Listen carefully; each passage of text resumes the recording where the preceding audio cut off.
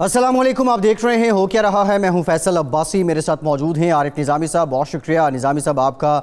आज Karachi stock market की building पर दहशतगर्दों ने हमला करने की कोशिश की, जिसे नाकाम बना दिया गया। चारों दहशतगर्द हलाक हो गए और इस सारे ऑपरेशन के दौरान एक पुलिस एहलकार और 2 सिक्योरिटी एहलकार हैं, सिक्योरिटी गार्ड हैं, जिन्होंने जाम शहादत नोश किया है। डीजी रेंजर सिंध के मुताबिक 8 मिनट में ये कार्रवाई मुकम्मल की गई और एक बड़े नुकसान से बचाया गया। इससे मुतालिक भी बात करेंगे कि सिग्निफिकेंस क्या है ऐसे मौके पर जब एक जानिब वफाकी हुकूमत कौमी असम्बली में बजट मंजूर कर रही है और दूसरी जानिब स्टॉक मार्केट पे स्टॉक एक्सचेंज की बिल्डिंग पे हमला करने की कोशिश की जाती है। इसके अलावा निज़ामी साहब, जो सियासी महाज हैं वो खासे गर्म दिखाई दे रहे हैं। वज़ीर-ए-आज़म पाकिस्तान ने गुज़श्ता रोज़ इत्तेहादियों को इशाइया दिया, जिसमें काफ लीग ने शिरकत नहीं की। मैंगल साहब पहले से ही नाराज़ हैं, लेकिन आज जो कौमी असम्बली में हुआ, जो बिलावल भुट्टो साहब ने अपनी स्पीच के दौरान तनकीद की, फिर उसका रिस्पांस शाह महमूद कुरैशी साहब ने दिया, पहले वो देख लेते हैं।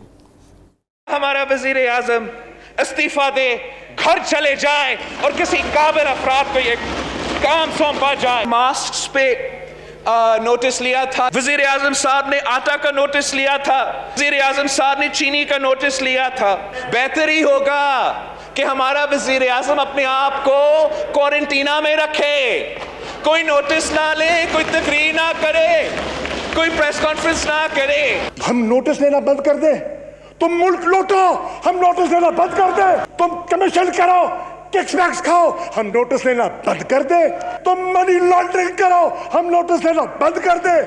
नहीं नहीं, नोटिस लेंगे, नोटिस लेगा।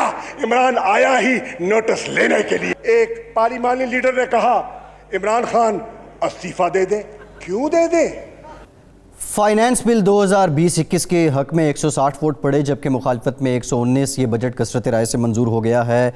इस पर निज़ामी साहब बात करेंगे, लेकिन वो दरारें जो इत्तेहादियों की और PTI की हैं वो खुलकर सामने आ रही हैं। तारिक बशीर चीमा साहब ने गुज़श्ता रोज़ 92 न्यूज़ के प्रोग्राम क्रॉस टॉक में गुफ्तगू करते हुए क्या कहा, ये भी सुन लेते हैं। जी शिकवे हैं तो शिरकत नहीं की ना, ऐसे शौक से तो नहीं हमने कहा कि हम नहीं आ रहे। तो शिकवे तो भाई बिल्कुल हैं, लेकिन बैठकर उनके साथ उनकी टेबल पे बैठकर हम डिस्कस करेंगे। प्राइम मिनिस्टर की सतह पर ही हल हो सकते हैं, क्योंकि वो प्राइम मिनिस्टर के पैदा करते हैं, उन्हीं की सतह पर हल। निज़ामी साहब, तारिक बशीर चीमा साहब की मुराद क्या है कि शिकवे वज़ीर-ए-आज़म के पैदा करदा ही हैं और वही दूर कर सकते हैं? और जी हाँ, ये तो बिल्कुल वाज़ेह है कि जो शिकवे उनके जो चौधरी बरादरान के या PMLQ के, वो बड़े वाज़ेह हैं।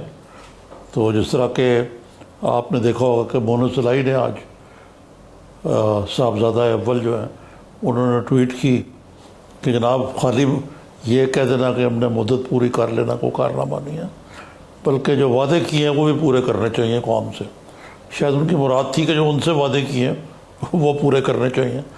तो जो इत्तेहादियों की सूरत हाल है, वो जो ये शाइया हुआ कल, सबसे पहले तो मुबारकबाद देनी चाहिए जो शाही में शरीक थे, क्योंकि पहली दफ़ा इमरान खान साहब ने चाय की प्याली के अलावा वो भी अगर नसीब हो जाए या एक आध बिस्किट मिल जाए साथ, मटन कोरमा था निज़ामी साहब, कोरमा था, मटर चावल थे, मटन कोरमा। हाँ जी, तो ये तो बहुत बड़ी कामयाबी है इन लोगों की। और इसलिए है कि इत्तेहादियों के दरमियान और PMLQ बिलखुसूस, और दूसरा ये है कि PTI के अंदर ख़ुद जो बगावत की बू है वो सुरांड आ रही थी, बल्कि वज़ीर-ए-आज़म के पॉइंट ऑफ व्यू से। तो और उनको ये मशवरा दिया गया था कि भाई आप मामला दुरुस्त करें, और ये शाइया बजट की मंजूरी की कड़ी थी या कोई कांस्टेंट अमल होगा, ये तो वक्त ही बताएगा। लेकिन जो उनका असेंबली में आना था उस दिन, वो भी इसी हवाले से था कि मैं अपोजिशन के जवाब देने आया हूँ एतराज़ात का, लेकिन मकसद यही था। जी। लेकिन इसका फ़ायदा कोई नहीं हुआ, क्योंकि वो आए, तकरीर की और चले गए। जी। मकसद ये है कि ये अब एक लॉन्ग टर्म मामला होगा प्राइम मिनिस्टर के लिए कि उनको इत्तेहादियों के एतराज़ात दूर करने के लिए और अपनी पार्टी के अंदर जो बगावत है। अब आपको मालूम है ना कि 14-15 लोग ऐसे हैं जो मुसलसल नाराज़ हैं प्राइम मिनिस्टर से PTI के अंदर। वो अपनी ग्रुप की मीटिंग भी करते हैं। آپ اس کو اسد کیسر صاحب کل ان کو عشائیے میں خصوصی طور پہ منا کے لائے. نظامی صاحب 12 لوگ ایسے تھے جو پی ٹی آئی کے تھے جو ناراض تھے. جی ہاں جی میں انہی کی تو بات کر رہا ہوں بھائی, آپ شاید سن نہیں رہے میری بات. جی یہ 15 لوگ ہیں اور ان کو بنا کے لایا گیا اور ان کی ڈنر کے بعد پرائم منسٹر سے ملاقات بھی ہوئی. لیکن یہ معاملہ اتنی جلدی سلجھنے کا نہیں ہے, یہ چلتا رہے گا آگے. اب 107 ووٹ ملے پرائم منسٹر کو. پہلے ان کی میجورٹی تھی پی ٹی آئی کی 11 کی, اب ان کی 4 اور کام ہونے کے بعد 7 لوگوں کی میجورٹی رہ گئی ہوئی ہے, اور پی ایم ایل کیو کے 5 ووٹ ہیں. تو پی ایم ایل کیو کو پتہ ہے کہ ان کا وزن بڑھ گیا, تو بجٹ تو پاس ہو گیا لیکن مسائل جوں کے توں رہیں گے.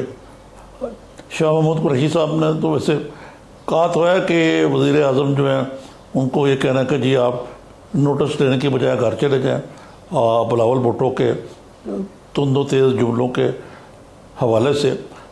لیکن کچھ نہ کچھ بڑا محنت طلب کام ہے کہ آپ اپنے جو بکھرے ہوئے ساتھی ہیں ان کو اکٹھا لے کے آئیں. جی نظامی صاحب, ویسے آن اے لائٹر نوٹ شاہ محمود قریشی صاحب آج جذبات میں یہ بھی کہہ دیتے کہ وزیر اعظم تو استعفیٰ نہیں دے رہے لیکن میں بھی وزارت عظمیٰ کو امیدوار نہیں ہوں, ویسے یہ بھی کلیئر کر دیتے. اچھا نظامی صاحب, جو کاف لیگ کی اور پی ٹی آئی کی آپ اس پہ دیکھیں نا, ستم ظریفی یہی ہے کہ شاہ محمود قریشی کا سب سے زیادہ نام آ رہا ہے -1 فارمولے میں.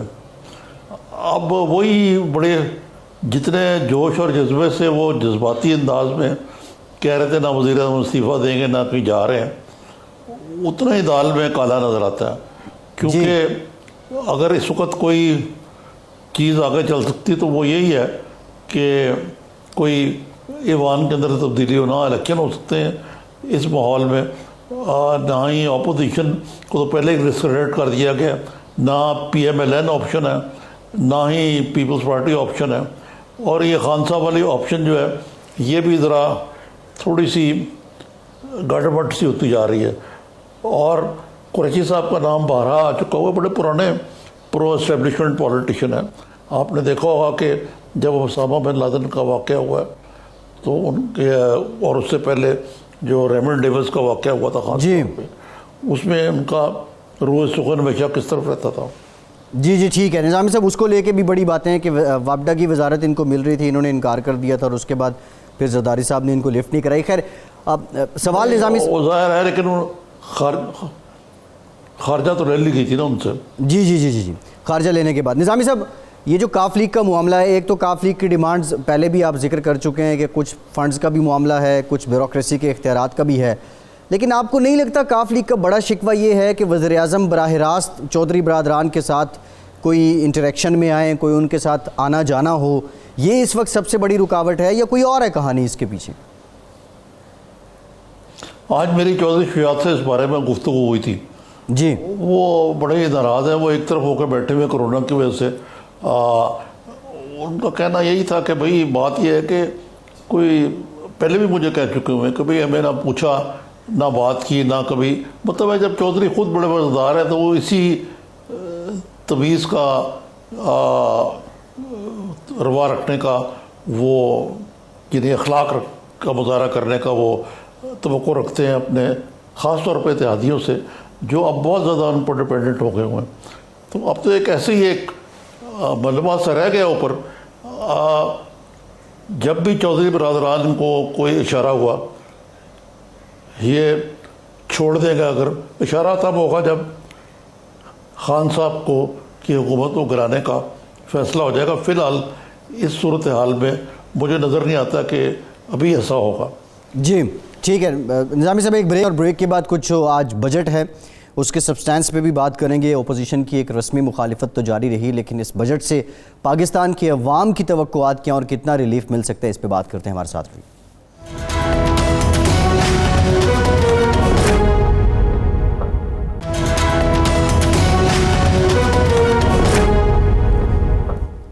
بریک کے بعد ایک بار پھر سے آپ کو خوش آمدید کہیں گے. بریک میں ہمیں جوائن کیا ہے پاکستان کے سابق وزیر خزانہ اور مایہ ناز معاشی تجزیہ کار ڈاکٹر حفیظ پاشا صاحب نے. پاشا صاحب بہت شکریہ آپ کے وقت کا, آپ سے گفتگو کرتے ہیں. نظامی صاحب, پاشا صاحب کی جانب جانے سے پہلے حماد اظہر صاحب نے آج پھر یہ کہا کہ یہ ٹیکس فری بجٹ ہے. انہوں نے مزید کیا کہا پہلے یہ دیکھ لیتے ہیں. مجھے افسوس سے کہنا پڑتا ہے کہ جب میں یہاں بجٹ سپیچ کرنے کے لیے کھڑا ہوا تو ابھی بجٹ ٹیبل بھی نہیں ہوا تھا اور نامنظور کے نعرے لگنا شروع ہو گئے تھے. انہیں پتہ ہی نہیں تھا کہ اس بجٹ کے اندر کوئی ٹیکس ہے ہی نہیں. یہ سنجیدگی کا عالم ہے. ٹیکس فری بجٹ ہے. پاکستان کی تاریخ میں شاید ہی کبھی ٹیکس فری بجٹ آیا ہو. شاید ہی کبھی کہیں ایسا بجٹ آیا ہو کہ 1,60,00,000 گھرانوں کو اس کے اندر مستفید ہونے کے لیے ذرائع رکھے گئے ہوں. شاید ہی کبھی ایسا بجٹ آیا ہو کہ 30 لاکھ کاروباروں کے 3 ماہ کے بجلی کے بل جو ہے ادا کیے جا رہے ہوں. شاید ہی کبھی ایسا وقت آیا ہو کہ پاکستان میں جو چھوٹے صارفین ہیں ان کے لیے بجلی کے بلوں کو موخر کیا جا رہا ہو. نظامی صاحب، کیا یہ ٹیکس فری بجٹ ہے؟ اور اگر ٹیکس فری ہے تو 1 ٹریلین کا جو ریونیو ٹارگٹ بڑھایا گیا ہے یہ کیسے حاصل ہوگا؟ جی ہاں، یہ اچھا سوال ہے آپ کا. یہ بھی پاشا صاحب سے پوچھیں گے اور یہ بھی میں پوچھنا چاہوں گا پاشا صاحب سے کہ یہ جو 2 دن پہلے بالکل ایک بجلی کی طرح پیٹرول پمپ گرایا گیا جس میں یکمشت پیٹرول کی قیمت میں تقریباً 26 روپے اضافہ کر دیا گیا، یہ کس مد میں آئے گا؟ یہ ٹیکس فری کہیں گے یا یہ ایک ایسا بوجھ ہے جو ساری اکانومی کے اوپر جس کا اثر ہوگا؟ یہ کہاں تک جسٹیفائڈ تھا؟ اور اس میں یہ جواز کہ جی پاکستان میں تیل سب سے سستا ہے وہ کہاں تک ریلیونٹ ہے؟ تو پاشا صاحب السلام علیکم، یہ بتائیے کہ یہ ٹیکس فری بجٹ کیا ہوتا ہے؟ بسم اللہ الرحمن الرحیم.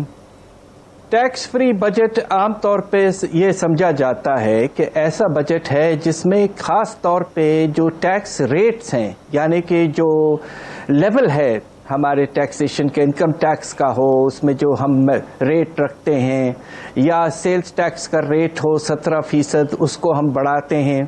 اس طرح سے اگر آپ نے اضافہ کیا اور کچھ ایگزمپشنز وغیرہ بھی آپ نے ختم کیے تو وہ ٹیکس فری بجٹ نہیں کہلاتا ہے. اس بجٹ میں اس بات تو ہمیں ایکسیپٹ کر لینا چاہیے کہ یہ واقعی ایک ٹیکس فری بجٹ ہے ایک لحاظ سے، اس لحاظ سے کہ نہ تو ریٹس میں کوئی اضافہ کیا گیا ہے نہ کوئی ایگزمپشنز ہٹائے گئے. مگر سوال جو آپ نے خود ریز کیا ہے وہ یہ ہے کہ آپ بہت مناسب ٹیکس فری بجٹ لے آئے. اس وقت ہمیں اسی طرح کے بجٹ کی ضرورت تھی. ہمیں تو اس سے بھی زیادہ ایک ٹیکس ریلیف بجٹ کی ضرورت تھی جس میں کچھ ٹیکسز میں کمی لاتے، اس لیے کہ جو معاشی حالات حد سے زیادہ خراب ہو چکے ہیں اور خراب ہوں گے خدا نخواستہ، تو اس وقت ہمیں ریلیف اور انسینٹیوز دینا بہت ضروری تھا. وہ اس بجٹ میں نہیں ہے. یہ ایک لحاظ سے ذرا اگر آپ اجازت دیں تو میں کہوں کہ ایک تھکا ہوا بجٹ ہے، جبکہ آپ کو ایک جاندار بجٹ چاہیے تھا جس کے نتیجے میں معاشی حالات میں کچھ بہتری آتی. اب آ جائیے آپ پیٹرول کے بارے میں جو آپ نے ذکر کیا. دیکھیے یہ تجویز جو ہے وہ بجٹ کے بعد پیش کی گئی. آپ نے دیکھا ہوگا کہ یہ ویکینڈ میں ہوا، سیٹرڈے کو کیا گیا. سوال یہ پیدا ہوتا ہے کہ آپ نے جو نارمل پروسیجرز ہیں وہ کیوں وائلیٹ کیے؟ اوگرا نوٹیفائی کرتا ہے، گورنمنٹ اسے اپروو کرتی ہے، وہ 1 تاریخ کو رائج ہوتا ہے. ایک بات میں آپ سے کہہ دوں کہ اس کے نتیجے میں ایک چیز میں تو اضافہ ہوا ہے، ایک ریٹ میں اضافہ ہوا ہے، اور اس لحاظ سے یہ ٹیکس فری بجٹ نہیں رہا. وہ کس طرح سے ہوا یہ بات کم لوگوں کو شاید اس کا علم ہو. تھوڑی سی باریکی میں اجازت دیں تو کہہ دوں، ہمارا سیلز ٹیکس جو ہے پیٹرولیم پروڈکٹس پر، آپ کو حیرت ہوگی کہ یہ جو امپورٹ پیڈ ڈیوٹی ویلیو ہے کسی پروڈکٹ کی، ہم اس پہ ایڈ کرتے ہیں، اس میں شمار ایڈ کرتے ہیں پیٹرولیم لیوی. تو اس کے نتیجے میں چونکہ آپ نے پیٹرولیم لیوی کو وہی رکھا تقریباً 30 روپے، اگر ڈیوٹی پیڈ ویلیو میں اضافہ ہوا ہے تو ایفیکٹولی سیلز ٹیکس کی ریونیو میں اضافہ کر لیا ہے آپ نے. تو یہ ایک طرح سے ریٹ انہانسمنٹ ہوا ہے.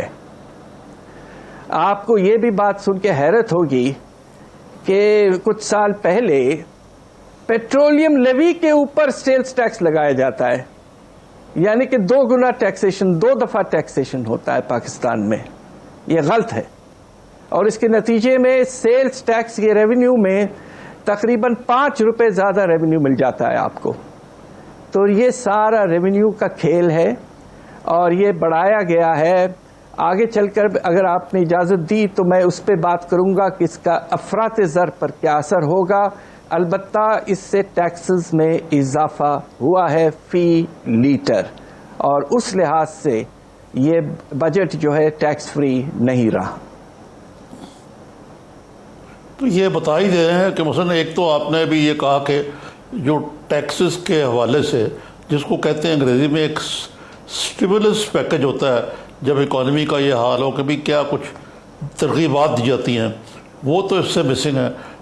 आपने जो तेल का बोझ डाला उसका जो अभी आपने खुद ही जिक्र किया, transport, cost of production, oil, बिजली, सब पे असर पड़ेगा, ये माहिरीन कहते हैं। देखिए, बात यह है कि आपने जो कीमत इतनी तेजी से और इतना ज़्यादा बढ़ाया है, मुझे फिर अफसोस से कहना पड़ता है कि अल्लाह के फजल से जनवरी में जो हमारा अफरात ज़र की रफ्तार थी वो 14.6% तक पहुंच गई थी, और आहिस्ता आहिस्ता वो मई के महीने में कम होकर 8.2% पर आ गई थी। और इसमें बहुत बड़ा दखल ये था कि आपने तेल की कीमतें कम की थी। अब जो अंदाज़ा हमने लगाया है कि इसके बढ़ाने से डायरेक्टली और इनडायरेक्टली जो फ्रेट कॉस्ट वगैरह में इजाफा होगा, बिजली के नरखों में इजाफा होगा, तो जून के महीने से फिर हम वापस खुदा न खास्ता डबल डिजिट इन्फ्लेशन पे जा रहे हैं। और इसका आगाज़ मई के आखिरी हफ्ते में हो चुका है, जबकि आपका सेंसिटिव प्राइस इंडेक्स जो आम घराने के लिए सबसे अहम इंडेक्स है वो 10.2% पर फिर से पहुंच चुका है। हम वापस जा रहे हैं हाई इन्फ्लेशन की तरफ, ऊंची रफ्तार की तरफ, और ये बहुत ही नामुनासिब है, जबकि इस वक्त बेरोजगारी और गुर्बत में इतना इजाफा हो रहा है कि लोग और पिस जाएंगे। ये सरासर गलत पॉलिसी थी और इसके बारे में हुकूमत को सोचना चाहिए। आज मैंने देखा है टीवी पर कि बहुत से अपोजिशन और पार्टी के मेंबरान, गवर्निंग पार्टी के मेंबरान ने दस्तखत किया है और रिक्वेस्ट किया है हुकूमत से कि आप इस डिसीजन को वापस लें। हमारी भी नाचीज राय ये है कि खुदा के लिए इतनी ज़्यादा इजाफा आप करेंगे। और हैरत की बात यह है कि इस वक्त जब अफरात ज़र पे कंट्रोल कुछ हद तक हमने कर लिया था, आपने फिर तेज रफ्तार कीमतों का वापस इजाफा का जमाना। अच्छा पाशा साहब, आप ये कह रहे हैं कि ये जो पेट्रोलियम मसनूआत की कीमतें बढ़ाई गई हैं 25 रुपए फी लीटर के हिसाब से, इससे महंगाई फिर डबल डिजिट में चली जाएगी। दूसरा ये भी बता दें, ये जो कमी की गई थी पेट्रोलियम मसनूआत की कीमतों में, क्या इसका रिलीफ अवाम तक पहुंचा? और दूसरा जो पेट्रोल नायाब हो गया था, उसमें जो बहरान मसनूई तौर पे जिन लोगों ने पैदा किया, उनके खिलाफ कार्रवाई कैसे मुमकिन है? बात यह है कि आपके एक वक्त ऐसा आया था कि तेल की कीमत ना होने के बराबर थी, और उस वक्त आपने देखिए, एक बात मैं आपको कह दूं जो मुझे खुद समझ में नहीं आई है, और यकीनन हमें हुकूमत के जो मुख्तलिफ इदारे हैं पेट्रोलियम से जिनका ताल्लुक़ है उनसे पूछना पड़ेगा, क्या वजह है कि जब तेल की कीमत सबसे कम हुई, यानी कि अप्रैल के बाद से, तो आपने तेल की इंपोर्ट सरासर कम कर दी। मई के महीने में आपने इंपोर्ट 50% कम की। बाबा, आम तौर पे मेरे शागिर्द भी जानते हैं, बीए पढ़ने वाले बच्चे, कि भाई जब कीमत कम होती है तो आप ज्यादा लेते हैं। तो ये कैसे हुआ, ये बिल्कुल समझ में नहीं आई बात। और दूसरा ये कि जब कीमत गिरी है तो शॉर्टेज पैदा हो गई, और इससे थोड़ा सा अंदाजा इस बात का भी होता है कि जो इन्वेंट्रीज थे आपके मुख्तलिफ कंपनीज के पास स्टॉक, جو بھی بچا ہوا تھا اس پہ انہوں نے پیسہ بنانے کی کوشش یقیناً کی ہے. اور اب آپ سوچئے کہ 25 روپے لگ بھگ آپ کو فی لیٹر پر ایڈیشنل ریونیو مل جاتا ہے آن سٹاکس, تو اس میں بہت بڑا انوالوڈ ہے اماؤنٹ. اس کو سارا انویسٹیگیشن کی ضرورت ہے. It has to be properly investigated what happened, why imports fell, why there was a shortage, and now suddenly after the rise in price, petrol is available. جی یہ باتیں سب دیکھنے والی ہیں. افسوس ہوتا ہے. ٹھیک ہے پاشا صاحب, ایک بریک لیتے ہیں. بریک کے بعد جب واپس آئیں گے, جو اوگرا کی فائنڈنگز ہیں وہ کہہ رہے ہیں کہ پیٹرولیم ڈویژن کی طرف سے مس مینجمنٹ تھی, تو تب یہ بحران پیدا ہوا. دوسرا ایک آڈیٹر جنرل کی رپورٹ بھی آئی ہے, اس پہ بھی بات کریں گے. ہمارے ساتھ رہیے.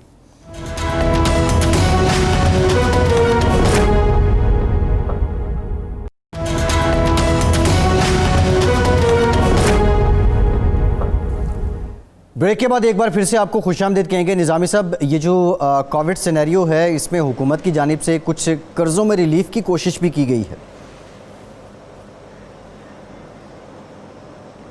جی ہاں, یہ ریلیف سے زیادہ یہ ڈیٹ ری پروفائلنگ کے زمرے میں آتی ہے. اور پرائم منسٹر نے اپنی جو قومی اسمبلی سے خطاب ہے اس میں اس کا ذکر بھی کیا تھا. لیکن یہ اس وقت کی گئی جب انٹرسٹ ریٹ 10.0 سے بھی اوپر تھا, 10% سے. اب یہ 6.15 پہ آ گیا. تو آیا پاشا صاحب سے میرا یہی سوال ہے کہ یہ ڈیٹری پروفائلنگ میں جلدی کیا تھی, کیونکہ جس ریٹ پہ تبھی کرنی چاہیے تھی جبکہ ہمارا انٹرسٹ ریٹ چند ہفتوں میں نیچے آ رہا تھا, اور اس کو پرائم منسٹر صاحب اسے ظاہر کر رہے ہیں یہ بہت بڑی اچیومنٹ ہے. اور یہ کیا ہم نے آئی ایم ایف کے پریشر سے کیا یا کس لیے کیا, اور اس وجہ سے جو ہماری لانگ ٹرم ڈیٹ میں جو اضافہ اوائڈ ہو سکتا تھا وہ ہم نہیں کر پائے. اس کی میں تو اتنا زیادہ نہیں سمجھتا, آپ بتا سکتے ہیں کہ اس میں کیا مسئلہ تھی. اگر آپ اجازت دیں تو میں صاف بات, سیدھی سادھی بات کروں گا. دیکھیے, ڈیٹ مینجمنٹ پالیسی میں ایک بہت ہی سمپل سا بیسک سا ایک رول ہے کہ جب آپ کے سرا سود اونچے لیول پر ہو تو آپ کی کوشش یہ ہوتی ہے کہ آپ قرضے جو ہیں وہ شارٹ ٹرم یا کم عرصے کے لیے لیں, اور جب آپ کے سر سود بہت ہائی ہوتا ہے تو نیچرلی آپ کی ٹینڈنسی ہوگی شارٹ ٹرم کی طرف جانے کی. اس حکومت نے یا منسٹری آف فائنانس نے اور اسٹیٹ بینک نے پتہ نہیں کیوں اسی وقت جب انٹرسٹ ریٹس پیک کر چکے تھے, 13.25% تک پہنچ چکے تھے, اس وقت انہوں نے جا کر پرائز, آپ کے جو پرائز بانڈز تو خیر اب ختم ہو گئے, national saving schemes long term, آپ کا پاکستان انویسٹمنٹ بانڈز وغیرہ میں سارا رجحان ان کے بیچنے میں تھا. دیکھیے, یہ سراسر غلط پالیسی تھی اور اس کے کیا نتائج ہوئے. آج پوزیشن یہ ہے کہ آپ کا جو ڈومیسٹک ڈیٹ ہے اس کا جو اثر ہے, جسے ہم انگریزی میں لاک ان ایفیکٹ کہتے ہیں, کہ آپ ایک طرح سے بند گئے ہیں اگلے کچھ سال اونچے سر سود کے واپسی میں. اگر آپ ایک سینسیبل پالیسی فالو کرتے اور اندازہ یہ تھا کہ کچھ عرصے میں سر سود کم ہو جائیں گے تو آپ کو زیادہ ٹریجری بلز فلوٹ کرنے چاہیے تھے. اس وقت پچھلے 2 سال 100% سے زیادہ اضافہ ہوا ہے لانگ ٹرم ڈیٹ میں, اور شارٹ ٹرم ڈیٹ کم ہوا ہے.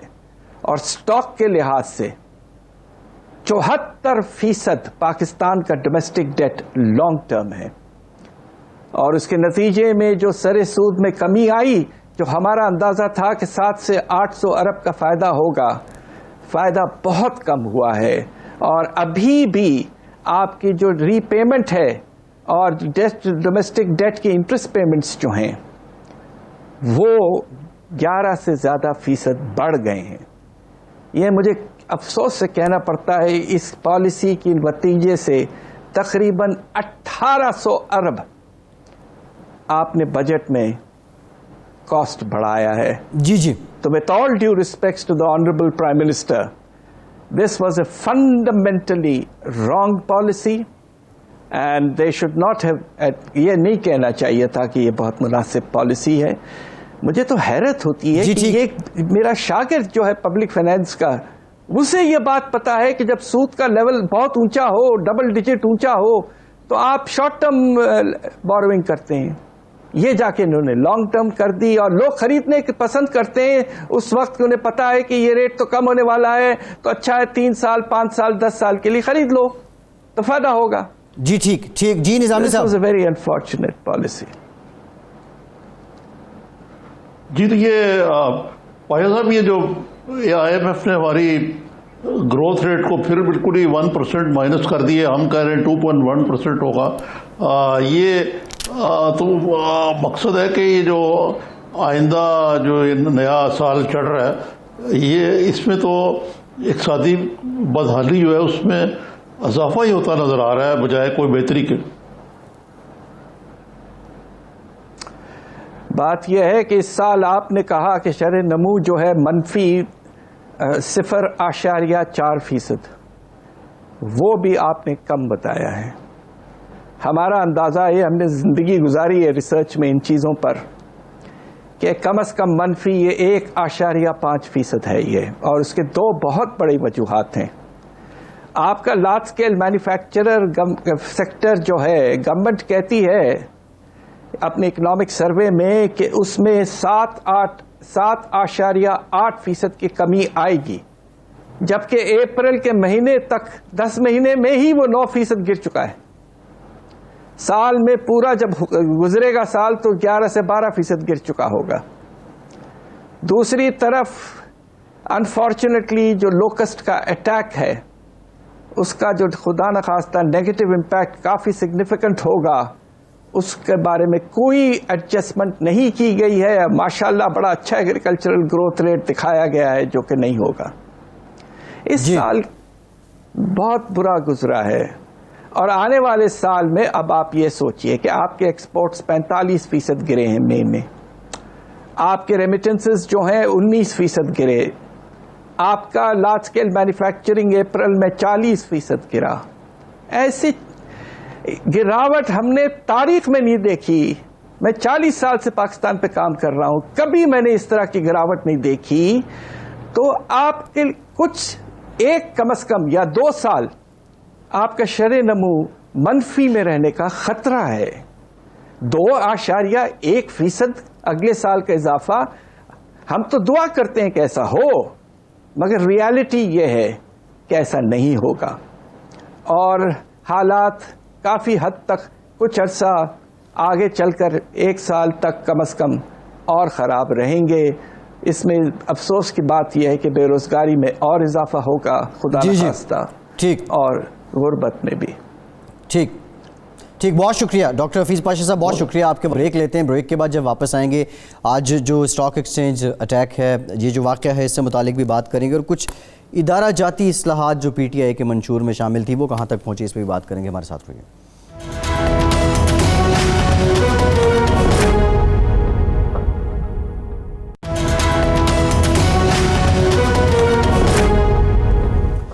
بریک کے بعد ایک بار پھر سے آپ کو خوش آمدید کہیں گے. نظامی صاحب، آج افسوسناک واقعہ ہوا کراچی میں، اسٹاک ایکسچینج کی بلڈنگ پہ حملہ کیا گیا جسے ناکام بنا دیا گیا. سوال میرا آپ سے یہ ہے کہ ایک جانب وفاقی حکومت بجٹ منظور کر رہی ہے، دوسری جانب ایسا واقعہ ہو جانا، ہڈن میسج کیا ہے اس کے پیچھے؟ دیکھیں، دہشت گردی کا سیدھا سادہ واقعہ ہے، اور اس کے کلاب را سے اور بی ایل اے سے، نام نہاد بی ایل اے سے ملتے ہیں، اور یہ بڑے سوچ سمجھ کے یہ ٹارگٹ چنا گیا ہے. اسٹاک ایکسچینج کی بلڈنگ پہ اٹیک نہیں، بلکہ جہاں اسٹاک ایکسچینج کا کاروبار ہوتا ہے ادھر اٹیک کیا جائے، تاکہ پاکستان کی اکانومی جو پہلے ہی بیٹھی ہے اس کو اور ڈیمیج کیا جائے. اور ان کا ارادہ کوئی وہاں لمبا ہوسٹیج رکھنے کا اور لوگوں کو مارنے کا تھا. یہ بامبے اسٹائل اٹیک تھا. لیکن اس میں یہ بات جو ہے وہ ماننی پڑے گی کہ ایز فرسٹ رسپونڈرز ہماری جو پولیس ہے اس نے بڑا ہیروئک کردار ادا کیا. جی اہلکار شہید بھی ہوا، جی اور ابھی اس وقت رینجرز نہیں آئے تھے جب انہوں نے یہ کام کیا جی اور ان کو اندر روکنے سے رکھا اور 2 دہشت گرد تو وہیں ڈھیر ہو گئے. اور اگر آپ ویڈیو پہ دیکھیں تو وہ سامنے نظر آتے ہیں آپ کو گرے ہوئے. جی بالکل ایسے لیکن نظامی جب صاحب ہم یہ دکھا بھی کریڈٹ رہے لینے کی ہیں. باری آتی ہے، ہاں جی، جب کریڈٹ لینے کی باری آتی ہے تو بیچارے پولیس والوں کا نام لیا جاتا ہے آلسو رین میں. جی ہمیں ٹھیک ہے. چاہیے کہ یار اپنے جو پولیس کے مورال کو بلند کر کے کوئی کریڈٹ دیں. اس کے علاوہ جو پرائیویٹ سیکورٹی گارڈ سے ان کا بھی ایک رول ہے. تو یہ چیز 2 لوگ وہ بھی 2 لوگ پرائیویٹ سیکورٹی گارڈ بھی شہید ہوئے ہیں نظامی صاحب. افسوسناک واقعہ. جی جی جی جی یہی میں عرض کر رہا ہوں نا. اور اس کے علاوہ یہ چیز ہے کہ یہ کہنا کہ ہم نے دہشت گردی کو جڑ سے اکھاڑ سے پھینک دیا ہے، آج اس بات کو تسلیم کیا گیا ہے جی. کہ وہاں سلیپر سیل ہیں، سیف ہاؤسز موجود ہیں، اور جس طرح کا اسلحہ جدید قسم کا وہ لے کے آیا تھا اور جس تعداد میں، اس کا مطلب ہے کہ ٹھیک ہے ہم نے سانپ کو زخمی تو کیا وہ جو پھنکار رہا ہے اب دہشت گردی کا، جی لیکن یہ مرا نہیں ابھی. اور یہ لوگ جو ہیں یہ کراچی میں انہوں نے اپنے گھات لگا کے بیٹھے ہوئے ہیں اور ان کی کو نہ کو پراپر چیکنگ ہے نہ پراپر انٹیلیجنس ہے ہمارے پاس. ہمیں اس طرف توجہ دینی چاہیے. تو آج تو خوش قسمتی سے آج بھی خاصا نقصان تو ہوا ہے نا. جی جی ایسے ہی کوئی اس سے بھی بڑا واقعہ جو ہے وہ ہو سکتا ہے. ٹھیک ہے. اچھا نظامی صاحب ایک اور معاملہ ہے. آڈیٹر جنرل آف پاکستان کی رپورٹ آئی ہے جس میں یہ بتایا گیا ہے کہ پی ٹی آئی کے پہلے سال میں مبینہ طور پہ 270 ارب روپے کے غبن ہوئے ہیں، مالی بے ضابطگیاں ہوئی ہیں. کچھ لوگ مبینہ طور پہ اس کو کرپشن بھی کہہ رہے ہیں. سوال میرا یہ ہے کہ پی ٹی آئی نے اداروں کی ریفارم کرنی تھی، یہ فائنینشیل لیکیجز کا سلسلہ کیوں نہیں رک سکا؟ اس پہ تو میں کوئی زیادہ تبصرہ نہیں کرنا چاہتا. یہ فگرز خود ہی بول رہے ہیں. آج اگر یہ کہا گیا ہے کہ جناب پرائم منسٹر صاحب نوٹس لیتے ہیں اور پھر آگے وہ نوٹس کا الٹا اثر پڑتا ہے، شاہ محمد قریشی نے جواب دیا کہ وہ آپ ہی کرپشن کا نوٹس لیں گے. لیکن وہ منجی تھلے ڈانگ پھیر کے دیکھیں نا تو ان کو پتہ لگے کہ یار آپ نے نہ صرف اداروں کو تباہ کیا ہے بلکہ ان کو ٹھیک نہیں کر سکے، ریفارم نہیں کر پائے، بلکہ ہر روز آپ کی نااہلی کی نئی نئی داستانیں جو ہیں وہ ثبت ہو رہی ہیں. جی اچھا نظامی صاحب آپ نے شاہ محمود قریشی صاحب کا ذکر کر دیا ہے. وفاق میں تو قافلی کی ایک کھنچاتانی چل رہی ہے. یہ آپ لاہور میں ہیں، یہ پنجاب کی ہوائیں کیا کہہ رہی ہیں؟ بزدار صاحب کے حال احوال کیسے ہیں؟ بزدار صاحب کے حال ویسے تو بظاہر تو ٹھیک ہی لگتے ہیں، لیکن یہاں بھی کچھ ہل جل ہو رہی ہے. اٹک سے ہیں ممبر صوبائی اسمبلی پنجاب یاور بخاری صاحب. یہ جو ہمارے اس وقت ایک قسم کے آپ کہیں کہ ان کراؤنڈ ڈپٹی ہیں پرائم منسٹر کے زلفی بخاری، ان کے کزن ہیں. پہلی تو وہ آئے ہیں اسمبلی میں. ان کا نام چل رہا ہے کہ جی وہ ان کے قرعہ فعال ان کے نام نکلنے والا ہے وزارت اولیاء کا. سب سے پہلے تو یہ نہیں پتہ لگتا کہ بزدار صاحب سے کیا شکایت ہے. وہ ان کے وسیم اکرم پلس ہیں خان صاحب کے، تو ایک دم ان سے کیا شکایت پیدا ہوگی. یہ لگتا ہے کہ کچھ ارکان ہیں جو ہیں، یہاں بھی بہت بڑا گروپ ہے صوبائی اسمبلی میں بھی پی ٹی آئی کے بھی ہیں، وہ خاصے ناراض ہیں ان سے. اور اس باری میں حکومت کو بالکل تردید کرنی چاہیے اس چیز کی، ٹوک کے جی کوئی نہیں آ رہا اور وہی رہیں گے. یہ تو پہلی بار سن رہے ہیں نظامی صاحب، جو ہیں بگڑ سکتے ہیں. یاور عباس بخاری صاحب کا نام پہلی بار سن رہے ہیں. اور دوسرا یہ بتا دیں یہ محض پریشر گروپ کی حد تک کیا یہ سنجیدہ کوشش ہے بزدار صاحب کو بدلنے کی؟ ہاں جو بعض ہلکے جو کہتے ہیں کہ ہم بڑے چیزوں کا علم ہے ہمیں، وہ تو کہتے ہیں کہ یہ سنجیدہ کوشش ہے. تو بزدار صاحب کا قلعہ مضبوط نہیں رہا اس کا مطلب ہے؟ یہ تو میں نہیں کہہ سکتا بھی، نہ ہم قلعے ٹھوکتے ہیں نہ ہمیں پتہ ہے اس چیز کا. دیکھیں نا قلعہ تو کئی طریقے ہوتے ہیں. جس طرح نواز شریف جب وزیر اعلیٰ تھے ان کا قلعہ مضبوط تھا. چودھری صاحب نے علم بغاوت بلند کر دیا ضیاء الحق کے اشارے پہ. نواز شریف کو ایک میسج دینا تھا. پھر آیا ضیاء الحق صاحب لاہور، انہوں نے کہا میاں نواز شریف کا قلعہ بڑا مضبوط ہے، بات ختم ہو گئی.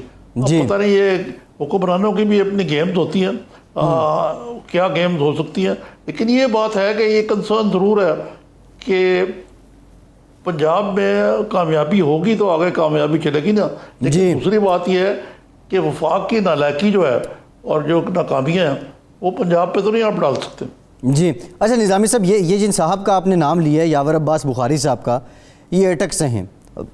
پرویز الہی صاحب نے کہا بزدار صاحب کے ساتھ تھے، ہیں اور رہیں گے، کہیں اس کے پیچھے یہ جو ریومرز ہیں، یہ جو ساری کہانی پک رہی ہے، یہ جو جواب تو نہیں تھا پرویز الہی صاحب کی جانب سے؟ آپ خود ہی سوچ رہے ہیں کہ ان کو یہ کہنے کی ضرورت کیوں پیش آئی؟ جی دراصل اس وقت بزدار صاحب کی انشورنس پالیسی جو ہے وہ عمران خان نہیں، وہ چودھری برادران ہے۔ جی یہی مسئلہ ہے کہ پنجاب میں کوئی تبدیلی لانا اتنا آسان نہیں ہے، جب تک کہ چودھری برادران کی چودھراہٹ جو ہے وہ قائم رہے تبھی یہ ہو سکتا ہے۔ ہو سکتا ہے کہ چودھری برادران کو بنا لیں، لیکن جس طرح کی دھڑے بندی کی سیاست میں چودھری برادران بلیو کرتے ہیں، میرے خیال سے یہ ذرا مشکل ہوگا، اور آپ اس بیان کا آپ نے اچھا ذکر کیا، اس کی ٹائمنگ اسی پس منظر میں تھی۔ جی اچھا نظامی صاحب، یہ تو خیر پنجاب میں اب دیکھ رہے ہیں، آپ کی بات بالکل بجا ہے کہ بزدار صاحب کو ابھی جو حالات ہیں ان میں ہٹانا تھوڑا آسان کام نہیں ہوگا، اور جو حکومت اس وقت پنجاب میں وفاق میں بھی معاملات کرائسس جو ہیں وہ کسی حد تک حکومت کو ہیں۔ نظامی صاحب اتحادیوں کی طرف آتے ہیں۔ نہیں لیکن اس سے پتہ جی جی جی میں نظامی صاحب آپ سے یہ جاننا چاہ رہا ہوں، میں کہہ رہا تھا اس سے کہ زلفی بخاری صاحب اس وقت کتنے ایمبیشس ہیں کہ وہ یہاں اپنا وزیر اعلیٰ بھی لگوانا چاہتے ہیں۔ خیر وہ تو انٹرا پارٹی پالیٹکس نظامی صاحب، پی ٹی آئی میں آپ کو پتہ ہی ہے کہ وہ اگر ہم جون کا مہینہ ہی نکالیں تو اس کا سیکوینس دیکھیں وہ بڑا انٹرسٹنگ ہے۔ اس میں جہانگیر ترین آؤٹ ہو گئے، اختر مینگل صاحب ناراض ہو گئے، بڑا ایک عجیب سا معاملہ ہے۔ اچھا پرائم منسٹر نے کہا کہ میرے علاوہ کوئی چوائس نہیں ہے، اور اتحادیوں کو یہ پیغام بھی انہوں نے دیا، اور بھی لوگ بڑے یہ جون کا مہینہ جو ہے یہ بڑا ہی تغیر پذیر مہینہ رہا ہے پرائم منسٹر اس حکومت کے لیے۔ جی پرائم منسٹر کا یہ کہنا کہ میرے علاوہ کوئی چوائس نہیں ہے نظامی صاحب، یہ جو آپ کل کا والا عشائیہ نا اس کا ذکر کر رہے ہیں، ان کی مراد یہ ہے کہ یہ جو ماڈل بنایا گیا تھا نا، ماڈل بنایا گیا تھا اس کا مطلب یہی تھا کہ یہ PLN بھی ڈسکریڈٹڈ، یہ بھی نہیں آنے دیں گے، پیپلز پارٹی کو بھی نہیں آنے دیں گے، اور گلیاں ہو جائیں سونیا مرزا یار پھرے۔ ٹھیک ہے نظام صاحب، پروگرام کا وقت ختم ہو گیا ہے، ہوتی ہے نا سیاسیات کی کہ اب اندر ہی سے پروگرام کا وقت ختم ہو گیا نظامی صاحب، بہت شکریہ آپ کا۔ آج کے پروگرام سے اتنے ہی، فیصل عباسی کو اجازت دیجیے۔